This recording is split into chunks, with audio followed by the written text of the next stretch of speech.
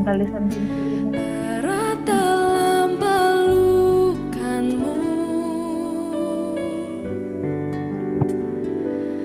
menikmati kasih dan indahnya hadiratmu.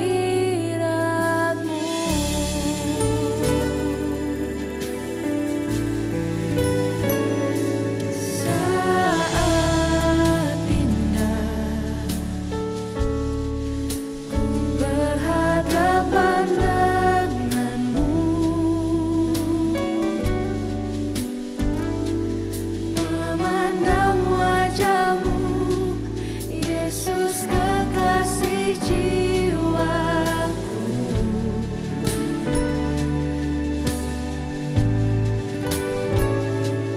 Bawa daku erat dalam pelukanmu, menikmati kasih dan indahnya hadiratmu.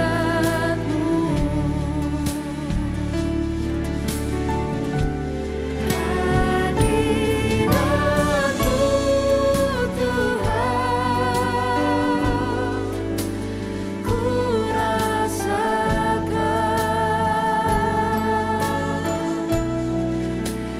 kekudusan-Mu Bapa, penuhiku.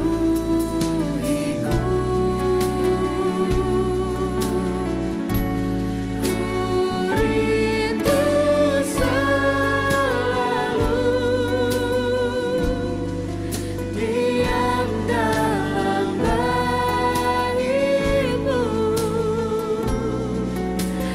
menikmati kasih anugerah-Mu.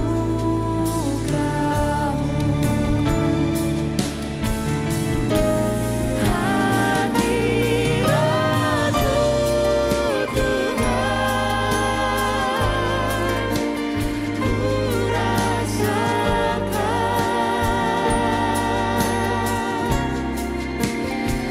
kekudusan-Mu Bapa,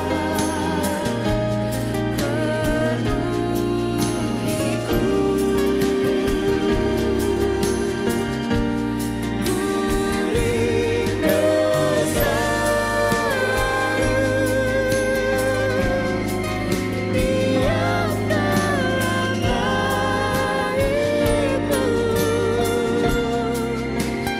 Menikmati kasih-Mu Tuhan, rindu selalu diam dalam bait-Mu, menikmati kasih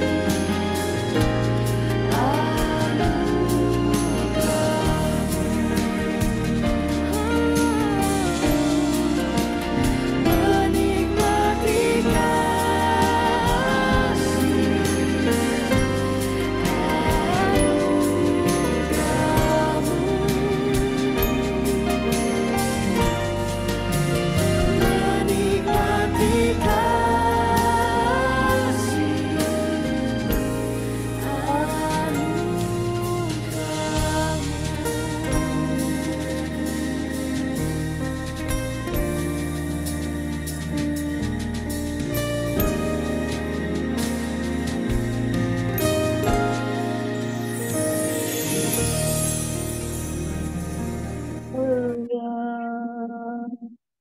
Haleluya, haleluya, haleluya.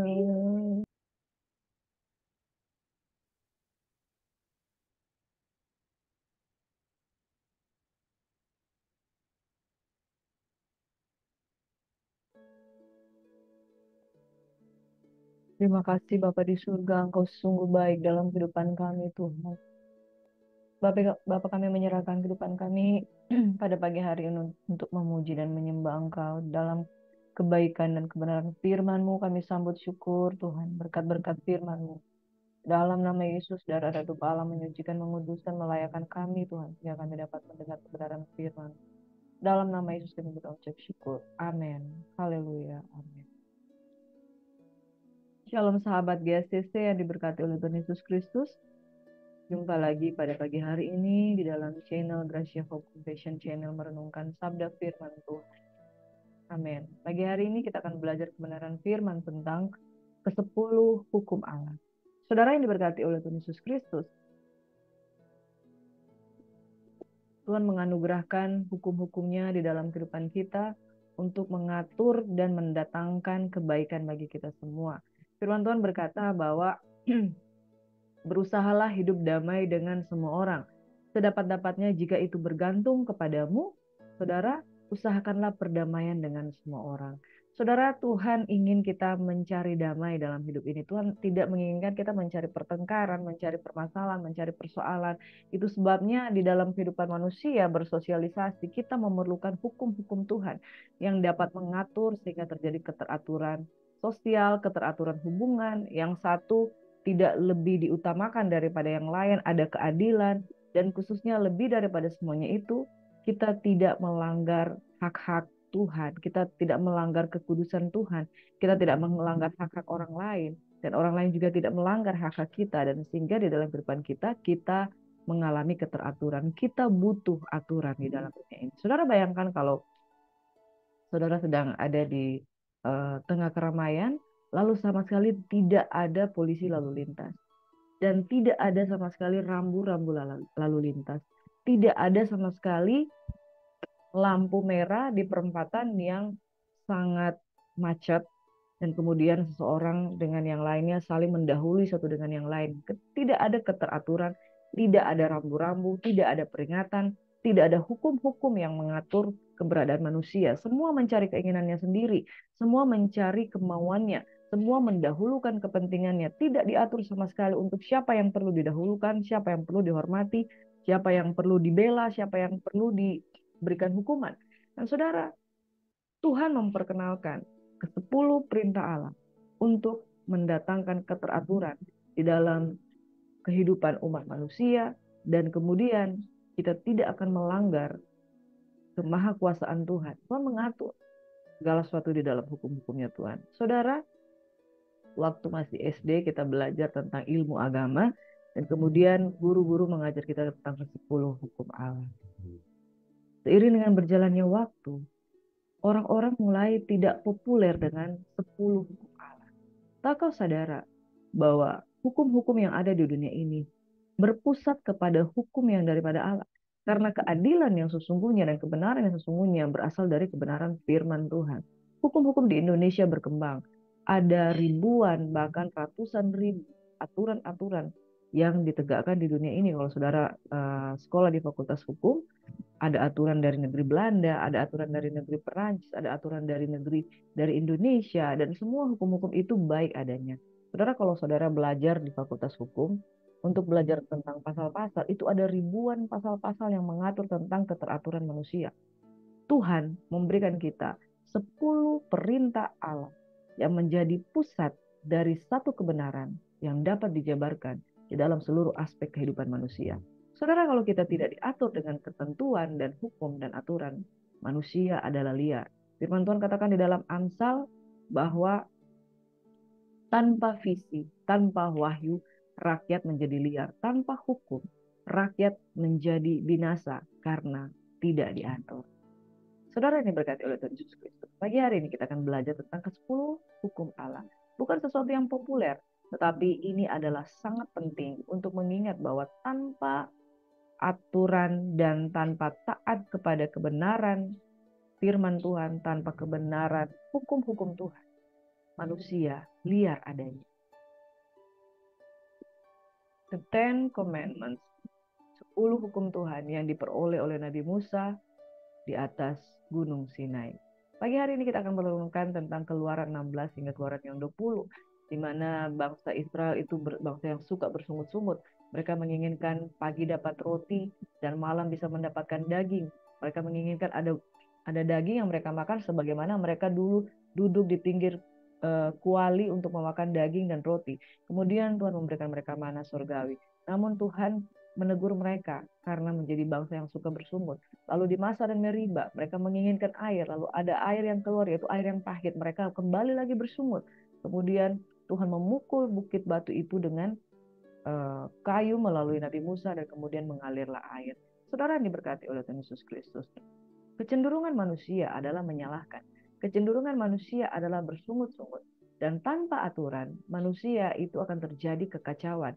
Itu sebabnya pada satu ketika juga Musa menjadi satu-satunya hakim yang memberikan aturan-aturan untuk diikuti oleh bangsa-bangsa ini.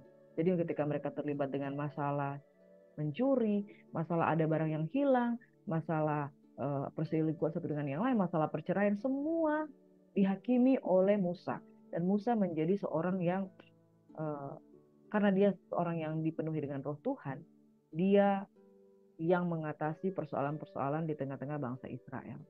Kemudian mertuanya Yitro datang kepada dia dan memberikan dia satu petunjuk untuk kalau engkau seperti ini terus engkau akan menjadi lelah.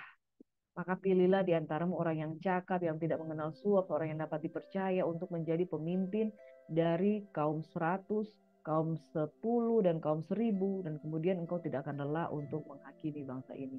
Kemudian Musa mendengarkan nasihat dari mertuanya, dan kemudian dia bisa memanage dengan kepemimpinan bertingkat. Sehingga masalah-masalah dari bangsa Israel itu bisa diatasi. Dan saudara, ada satu ketika juga ketika bangsa Amalek menyerang, Musa mengangkat tangannya untuk mengangkat tongkat dan kemudian Yosua berperang. Ketika dia mengangkat tangan, maka bangsa Israel menang. Ketika dia menurunkan tangan, bangsa Israel mengalami kekalahan. Sampai kemudian pada senja hari, dia kemudian dari siang sampai sore hari, dia sudah kelelahan. Kemudian Harun dan Hur datang untuk menopang tangannya. Saudara dikasih dalam Tuhan Yesus Kristus, tanpa pertolongan, tanpa kesatuan hati, mustahil kita dapat menegakkan hukum-hukum Tuhan di atas muka bumi ini. Dan tanpa pertolongan daripada Tuhan, mustahil sebuah pelayanan akan berhasil. Saudara, di dalam dunia ini kita membutuhkan satu dengan yang lain. Dan di dalam dunia ini kita membutuhkan keteraturan. Di dalam dunia ini kita membutuhkan leadership, kepemimpinan. Dan semuanya itu perlu diatur, saudara. Semuanya itu perlu dibawa di dalam satu hukum-hukum keteraturan dan hidup di dalam satu bangsa yang besar. Ketika bangsa Israel itu masih Abraham, lalu istrinya Sarah, lalu anaknya Ishak. Itu masih gampang, 3 orang saja. Tetapi ketika bangsa ini berkembang menjadi satu bangsa yang besar, maka Tuhan memutuskan dia perlu memberikan hukum-hukum ketetapan di tengah bangsa ini. Musa saja sendiri tidak mampu. Ketika terjadi peperangan, Musa saja sendiri dia tidak mampu mengangkat tangan. Dia butuh Harun dan Hur, dia butuh Yosua untuk berperang di lapangan. Kemudian ketika dia mengadili dan memberikan petunjuk-petunjuk kepada bangsa Israel, Musa saja sendiri tidak mampu. Dia perlu mengangkat orang-orang yang ada di bawahnya. Orang-orang yang penuh dengan kecakapan, orang-orang yang penuh dengan hikmat, orang-orang yang dapat dipercaya dan tidak mempan terhadap suap. Kemudian terjadi leadership. Sehingga bangsa Israel itu dapat dibimbing ke arah yang benar. Tapi tidak cukup sampai di situ. Tuhan juga perlu memberikan hukum-hukumnya di tengah bangsa yang besar ini. Amin. Pada waktu itu, Nabi dikenal sebagai hakim. Hakim yang pertama adalah Musa. Selanjutnya setelah Musa, pengganti Musa adalah Yosua. Yosua juga dianggap sebagai seorang hakim. Dan kemudian di kitab hakim-hakim ada begitu banyak hakim-hakim yang muncul. Ada Gideon, ada Simpson, ada Samgar, dan lain sebagainya. Ada Deborah, hakim yang perempuan. Jadi saudara, dibutuhkan satu orang pemimpin yang dapat memberikan ketetapan-ketetapan, ketentuan, hukum, kebenaran yang mengajarkan tentang apa yang benar, apa yang mendatangkan kebaikan, dan apa yang harus dihukum, siapa yang harus dihukum, siapa yang bersalah, siapa yang tidak bersalah. Itu diperlukan hakim. Kita menyebutnya nabi. Tetapi pada zaman waktu itu mereka menyebutnya hakim. Dan Musa adalah hakim yang luar biasa dan dia memilih hakim-hakim yang di bawahnya. Tapi tidak cukup sampai di situ, maka Tuhan akan memberikan Tuhan juga memberikan hukum, yaitu 10 hukum Tuhan. Dan 10 hukum ini menjadi dasar dari segala hukum yang ada. Di saudara yang diberkati oleh Tuhan Yesus Kristus, kita perlu mengingat, jangan sampai kita menjadi orang-orang yang tidak tahu kebenaran, orang-orang yang tidak taat hukum, orang-orang yang tidak bisa menerima aturan-aturan. Ada orang berkata seperti ini. Orang dunia berkata seperti ini. Hukum ada untuk dilanggar. Itu pengertian yang salah, saudara. Tanpa hukum, tanpa aturan, kekacauan terjadi di negeri ini. Saudara, waktu saya pernah pergi berlibur ke Singapura, saya melihat satu perbedaan yang besar di antara negara-negara yang melakukan aturan-aturan dan hukum-hukum. Di Singapura, saudara baru menjejakkan kaki saja di bandara, saudara sudah dilihat dan diperhatikan dan dicurigai. Apa saudara bawa narkoba? Apa saudara membawa sesuatu yang tidak layak atau enggak? Jadi kita diperiksa dengan begitu detail. Sampai di sana kita ditulis di mana kita mau tinggal, dengan siapa kita ditinggal, untuk apa kita ada di sana. Dan dengan satu ketentuan, ketika saudara ada di Singapura, jangan pernah sekali-kali melakukan kesalahan, sebab saudara langsung akan dideportasi, dibawa pulang ke negeri saudara. Dan ketika kami dari Indonesia pertama kali menginjakkan kaki di Singapura, kami dapat merasakan ini negara luar biasa menerapkan hukum-hukum yang ada di sana. Jadi saudara yang diberkati oleh Tuhan Yesus Kristus, Singapura adalah negara yang jauh lebih kecil. Indonesia memiliki 17.000 pulau. Dan Singapura adalah negara yang sangat kecil, bahkan ada di ujung dari Indonesia, itu negara yang sangat kecil. Tapi mereka memiliki ketentuan yang sangat kuat. Bahkan orang membuang sampah sembarangan saja, menyeberang sembarangan, itu bisa didenda sampai $100. Saudara-saudara bayangkan, bahkan $300. Saudara bayangkan, ketika hukum itu begitu dihargai di suatu tempat, maka akan terjadi keamanan, ketertiban yang baik di satu negara. Dan saudara, ketika Tuhan memberikan hukum-hukum kepada manusia, jangan kita memandang rendah sebuah ketetapan yang diberikan bukan oleh manusia, tetapi dari Tuhan sendiri.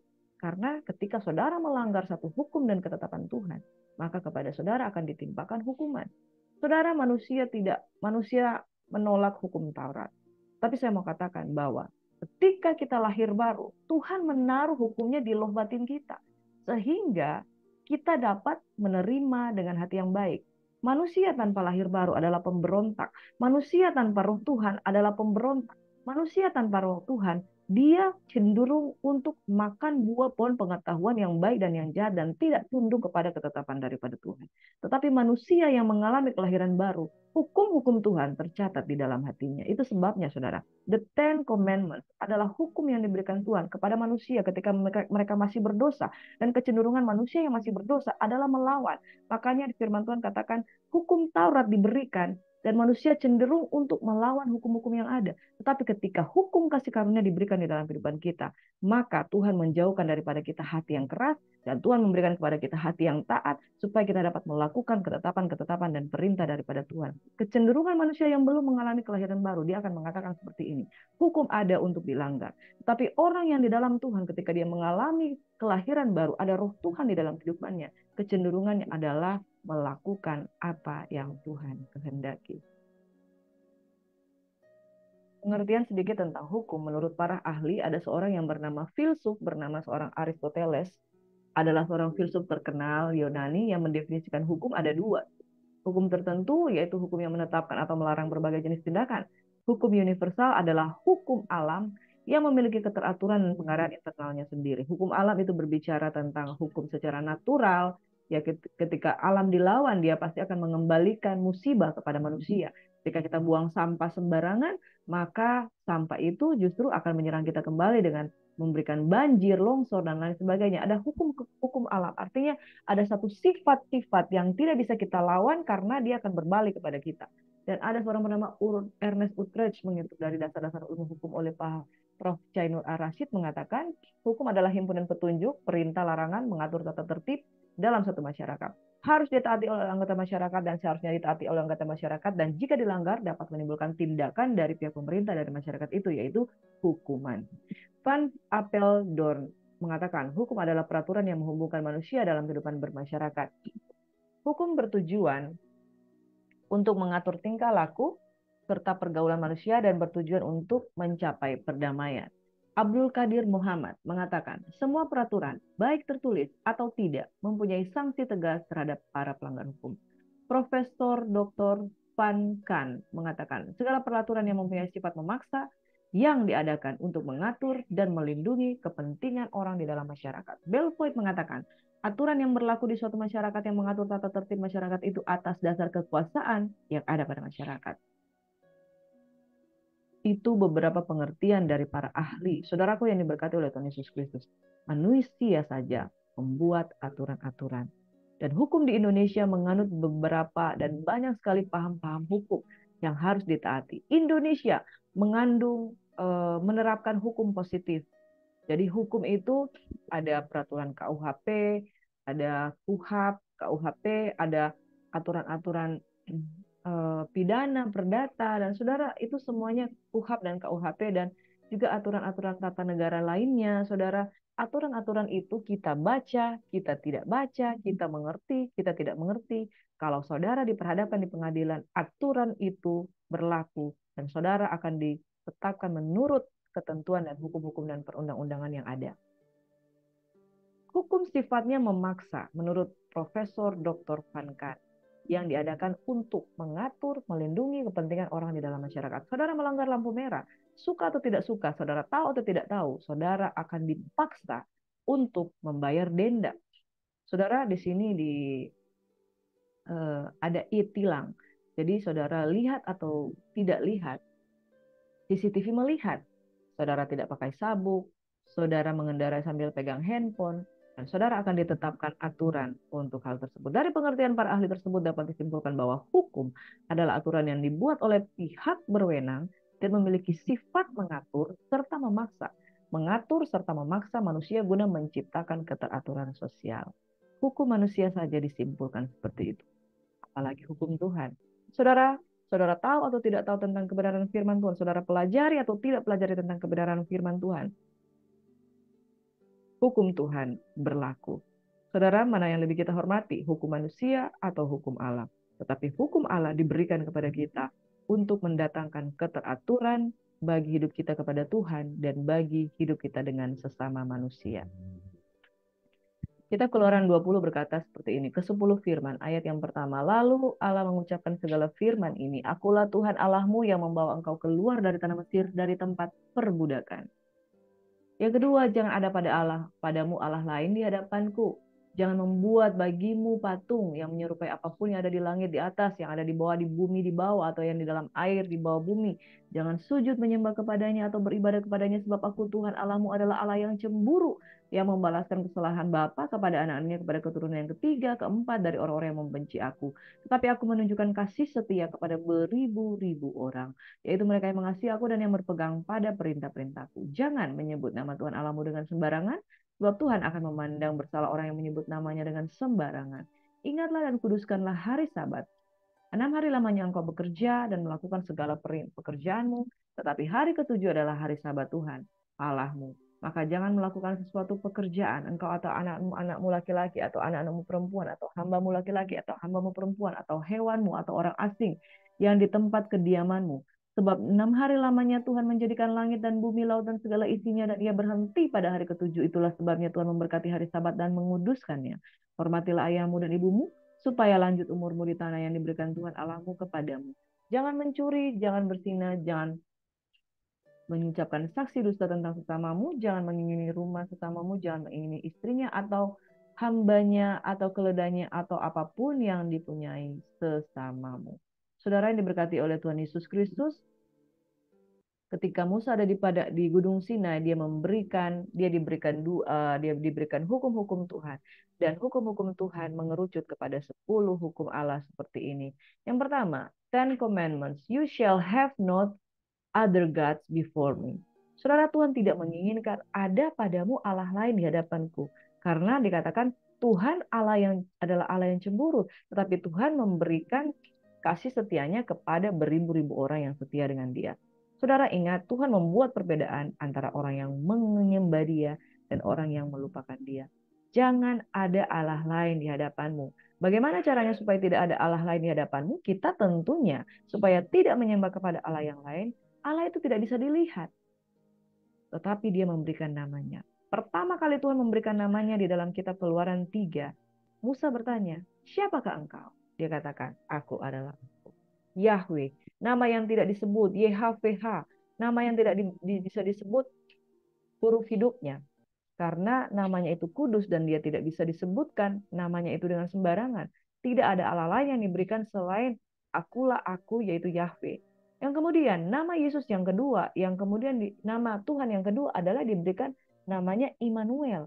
Yesus, nama ini diberikan supaya tidak ada nama lain yang diberikan kepada kita selain nama Yesus yang kita sembah. Kalau ada nama lain yang diberikan kepada kita, maka saudara sedang menyembah Allah lain dan itu tidak berkenan di hadapan Tuhan. Hanya nama Yesus yang diberikan kepada kita. Yang kedua, you shall make no idols. Amin. Jangan membuat patung untuk disembah. Jangan membuat satu figur lain untuk disembah. Jangan ada ilah lain yang kita muliakan lebih daripada Tuhan. No idols. Indonesia mengenal apa yang asal. Istilah Indonesian idol. Saudara tidak bisa menyembah manusia lebih daripada engkau menyembah Allah. Yang ketiga, you shall not take the name of the Lord of your God in vain. Amin. Jangan menyebut nama Tuhan dengan sembarangan. Jadi saudara, hati-hati dengan perkataan kita ketika dengan refleks kita berkata, oh my God, atau kita Jesus Christ. Padahal kita menempatkan nama-nama itu, penyebutan nama-nama Tuhan itu tidak di tempat yang tepat. Ketika saudara hanya dengan bersenda gurau, saudara menyebut nama Tuhan. Ketika saudara ada di tempat yang tidak layak, saudara menyebut nama Tuhan. Dengan spontanitas berkata darah Yesus, padahal itu sesuatu yang tidak pada porsinya. Saudara, jangan engkau menyebut nama Tuhan dengan sembarangan dan tidak dengan hormat. Yang keempat, saudara, keep the Sabbath day, the holy day. Saudara, ketika Tuhan mengatakan, aku menciptakan dunia ini selama 6 hari. Di hari yang ketujuh aku beristirahat. Dan di hari ketujuh, Tuhan mau kuduskanlah hari Sabat. Di antara kesibukan kita di setiap hari, ada satu hari di mana Tuhan menginginkan kita fokus kepada Tuhan, memuji dan menyembah Tuhan, bersekutu dengan orang percaya. Kuduskanlah hari Sabat. Amin, saudara. Yang kelima, saudara, ini perintah yang sangat penting. Bagi orang-orang yang mungkin sudah melupakannya, honor your father, honor your mother, yaitu hormatilah orang tuamu agar lanjut usiamu. Saudara yang diberkati oleh Tuhan Yesus Kristus, umur berapapun kita masih kanak-kanak hingga kita masih dewasa, kita punya orang tua yang kita bisa hormati. Orang tua adalah ayah dan ibu kita. Juga kakek nenek kita. Juga semua orang yang usianya jauh lebih tinggi daripada kita, itu adalah orang tua kita. Saudara, ada berkat-berkat yang tersedia kalau kita bisa mengurus orang tua kita. Dikatakan seperti ini, bahwa satu orang ibu bisa mengurus sampai 12 orang anak. Tetapi 12 orang anak belum tentu bisa mengasuh ibunya yang sudah tua dan renta. Mereka lebih suka mengantar ibunya di panti jompo. Mereka lebih suka menyuruh ibunya untuk pergi ke rumah orang lain, untuk diurus orang lain. Bahkan ada anak-anak yang di Jepang punya kebiasaan orang tua yang renta itu dibuang ke hutan. Karena mereka merasa tidak perlu lagi diperlukan, mereka sibuk mencari nafkah dan lain-lain sebagainya. Saudara, orang tua ada untuk dihormati. Karena kami ada, kita ada, anak-anak ada, karena ada orang tua yang terlebih dahulu. Menghormati orang tua, maka saudara pasti akan diberkati. Kalau saudara memiliki uang, saudara harus mengurus orang tua saudara. Jangan membiarkannya. Bagaimana kalau orang tua menelantarkan anaknya? Pasti anaknya akan susah dan terbengkalai. Saudara, jangan biarkan anak-anak kita terbengkalai, jangan biarkan orang tua kita terbengkalai. Itu adalah hukum Tuhan. Hukum yang kelima, dari semua hukum yang berhubungan antara sesama manusia, hukum yang pertama adalah menghormati orang tua. Hukum pertama sampai hukum yang keempat itu berhubungan antara manusia dengan Tuhan. Tapi hukum kelima sampai hukum yang keenam adalah berhubungan dengan hubungan sesama manusia. Jadi hukum yang pertama dari hubungan antara sesama manusia adalah hormati orang tua. Artinya adalah hukum yang tertinggi di antara hukuman sesama. Makanya saudara jangan mengutamakan teman dibandingkan orang tua. Jangan mengutamakan pacar atau pasangan hidup dibandingkan orang tua. Jangan mengutamakan pekerjaanmu dibandingkan orang tua. Karena orang tua itu adalah segala-galanya. Kalau engkau dapat melakukan hukum menghormati orang tua, maka saudara akan melihat banyak berkat-berkat dibukakan di dalam kehidupan saudara. Yang keenam, hukum yang keenam, you shall not murder. Saudara, hewan mempunyai hukum, yaitu siapa yang kuat dia yang menang.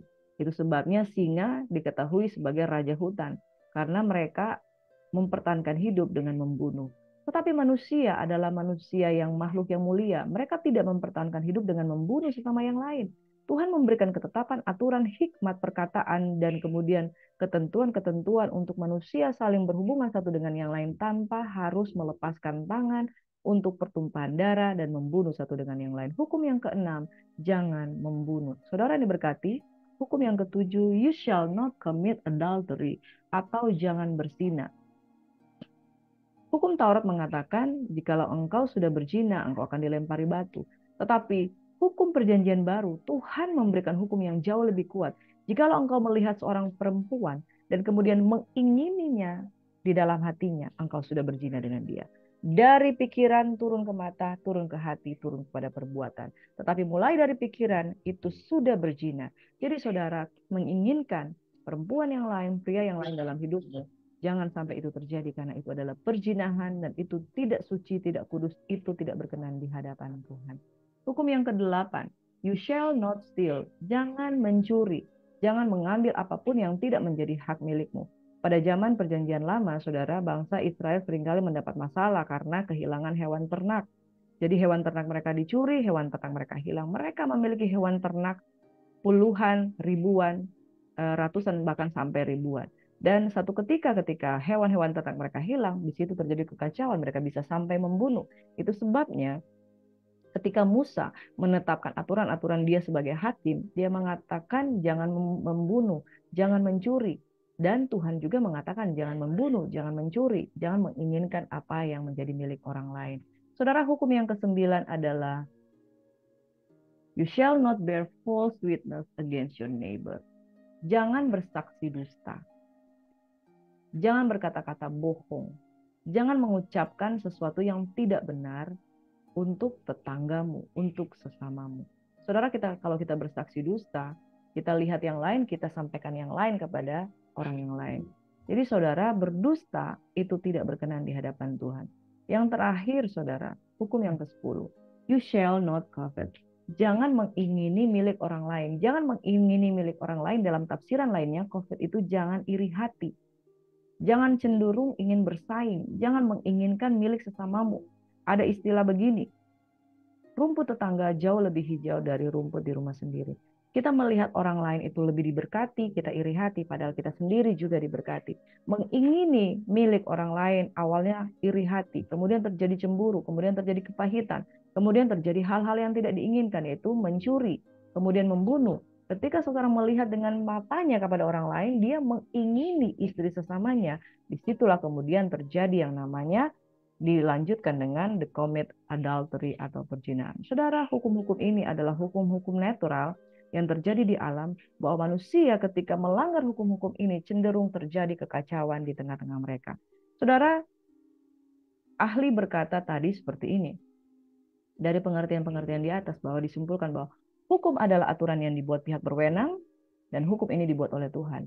Hukum memiliki sifat mengatur dan bukan sekedar mengatur tapi memaksa manusia guna menciptakan keteraturan sosial. Ingat, 10 hukum Allah lebih daripada hukum manusia dibuat untuk mengatur dan memaksa kita yang tidak tahu kebenaran, memaksa kita untuk taat kebenaran. Yang kita tidak mampu berbuat kebenaran, memaksa kita untuk hidup dalam kebenaran. Jangan ada pembelaan diri. Oh, saya kan manusia, masih daging, masih manusia, masih mampu melanggar. Saudara yang diberkati, kaum pelangi saat ini sedang beredar di mana-mana. Atas dasar hak asasi manusia, mereka commit adultery. Kenapa mereka menginginkan? Mereka menginginkan sesama jenis mereka. Sebab mereka tetap mau tinggal di dalam perjinahan di luar hukum-hukum pernikahan. Dan orang yang mulai merambah kepada perjinahan di luar hukum-hukum pernikahan, mereka akan mengalami penyesatan. Dosa merusak pikiran, dosa merusak hati, dan dosa merusak komunitas. Saudara, hukum-hukum Allah diberikan untuk mengatur dan memaksa kita untuk hidup di dalam keteraturan dan kebenaran. Amin.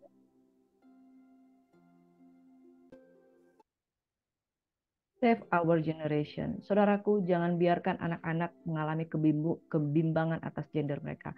Mereka mengalami kebimbangan atas gender mereka karena dari kecil iblis sudah menghasut untuk orang-orang jatuh di dalam dosa percabulan. Kenapa mereka bisa memiliki hubungan dengan sesama jenis? Karena mereka melakukan percabulan sesama jenis. Sementara percabulan di luar hubungan pernikahan itu tidak dikehendaki oleh Tuhan. Dan kenapa mereka kemudian terlibat di dalam dosa-dosa LGBTQIA. Saya berdoa setiap kekasih-kekasih yang dikasihi oleh Tuhan, begitu mendengarkan firman Tuhan ini, hentikanlah percabulan. Karena percabulan adalah awal, hentikanlah percabulan. Karena percabulan adalah awal, di mana orang mulai kehilangan identitas gender, di mana orang mulai kehilangan identitas kepada siapa dia harus menikah, di mana orang mulai kehilangan identitas untuk apa dia hidup di dalam pernikahan yang kudus. Karena dia hidup di dalam percabulan. Hati dan pikirannya dibutakan oleh dosa dan tidak lagi dapat mengenal jalan kebenaran. Saudara, hukum diberikan untuk mengatur dan memaksa kita untuk melakukan apa yang baik di hadapan Tuhan. Itu dari Tuhan. Sedangkan dari manusia aja kita taat karena takut dipenjara, apalagi dari Tuhan. Semakin remeh suatu dosa dalam pandangan Anda, semakin besar dosa itu di sisi Allah.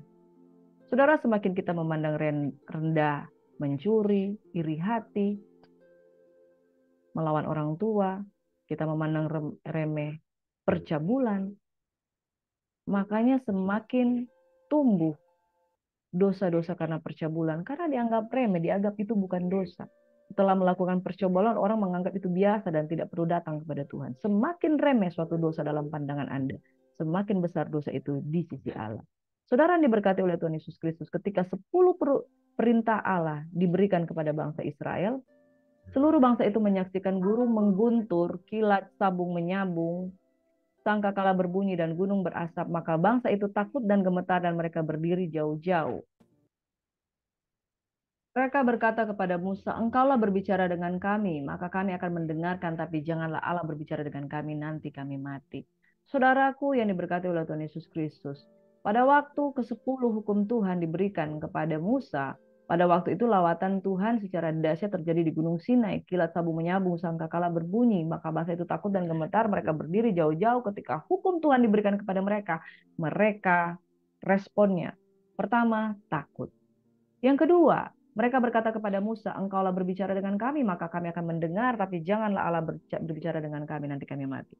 Yang pertama mereka takut, yang kedua mereka menolak suara Tuhan. Mereka lebih menginginkan manusia saja yang berbicara dengan kami. Makanya Musa kemudian menjadi pengganti penyambung lidah Tuhan. Mereka menolak suara Tuhan. Yang ketiga, tetapi Musa berkata kepada bangsa itu, janganlah takut, sebab Allah telah datang dengan maksud untuk mencoba kamu dan dengan maksud supaya takut akan Dia ada padamu agar jangan kamu berbuat dosa. Adapun bangsa itu berdiri jauh-jauh, tetapi Musa mendekati embun yang kelam di mana Allah. Respon yang ketiga, menjauh. Saudara, respon manusia ketika menerima aturan, takut. Yang kedua, mereka tidak mau mendengar langsung dari Tuhan. Yang ketiga, menjauh. Kecenderungan manusia yang melakukan dosa, takut, tidak mau mendengar, menjauh. Takut, tidak mau mendengar, menjauh. Takut, tidak mau mendengar, menjauh. Orang yang sudah melakukan pelanggaran karena dia tahu dia salah, dia cenderung menghindar. Tetapi orang yang mengenal Tuhan, dia akan mendekat kepada Allah. Tuhan tidak menghukum bagi orang yang mau datang kepada Dia. Tapi orang yang ketakutan, dia akan menghindar. Dan dia akan semakin tidak mengenal Allah. Itu sebabnya saudara, kenalilah Tuhan maka engkau akan hidup. Tuhan bukan seseorang yang bisa ditakuti. Tetapi Dia membuka dirinya bagi kita supaya kita dapat datang kepada Dia dan mengenal hukum Tuhan dan dapat melakukan apa yang menjadi kehendak Tuhan. Dia memperkenalkan diri dalam Keluaran 20, akulah Tuhan Allahmu yang membawa engkau keluar dari tanah Mesir, dari tempat perbudakan. Jangan ada padamu Allah lain di hadapanku. Saudara yang diberkati oleh Tuhan Yesus Kristus, dia hanya memberikan kepada kita satu nama Yahweh, dan Yesus Kristus Tuhan. Dan dia adalah Allah Tritunggal Maha Kudus, Bapa, Putra, dan Roh Kudus yang ingin selalu mendekat. Tapi orang yang terlibat dengan dosa, kecenderungannya adalah menjauh, menolak suara Tuhan, dan ketakutan. Saudara, biarlah kita bukanlah orang-orang yang menjauh. Biarlah kita bukan orang-orang yang takut kepada Tuhan. Dan biarlah kita bukan orang-orang yang menolak suara Tuhan. Tapi kita mau datang sebab hukum itu baik. Kalau orang melakukan hukum, dia tidak gentar sedikit pun. Sekalipun dia ada di saksi, di kursi peradilan, dia tidak akan takut apapun. Saudara tidak akan takut apapun kepada Tuhan kalau saudara sudah mohon ampun di hadapan Tuhan. Yohanes 1 ayat 9 dan 10 berkata, sebab jika kita mengaku dosa kita, maka ia adalah setia dan adil dan akan mengampuni segala dosa kita. Jika kita tidak mengaku dosa kita, maka kita adalah pendusta. Saudara, mari datang kepada Tuhan, jangan menjauh tapi mendekat. Jangan takut tetapi beranilah oleh karena darah Yesus. Dan jangan menolak suara Tuhan tapi dengarkanlah dia. Amin. Mari satu dalam doa. Akulah Tuhan Allahmu yang membawa engkau keluar dari tanah Mesir, dari tempat perbudakan. Jangan ada padamu Allah lain di hadapanku. Tuhan datang untuk membebaskan kami semua, untuk memulihkan kami semua. Oleh sebab itu tidak ada alasan untuk kami lari daripada Tuhan, tapi biarlah kami mendekat kepada Tuhan dan menjadikan Engkau sebagai Tuhan dan Raja dalam kehidupan kami. Kami sambut keselamatan daripada Tuhan, kami rindu mendengar suara Tuhan, kami tidak mau menolak hukum-hukum Tuhan, sebab ketika kami berdiri atas dasar kebenaran firman Tuhan, maka kami mengalami keteraturan hidup damai sejahtera, hari depan yang penuh harapan. Bapak, kami berdoa untuk hari ini, adik Mikana dan Astrid akan balik ke Jakarta. Tuhan, Engkau memberkati perjalanan mereka, ditibakan dengan tidak kurang satu apapun. Bapak, kami bersyukur untuk anak kami, Azaria. Tuhan, Engkau telah membukakan pintu kesempatan bagi dia.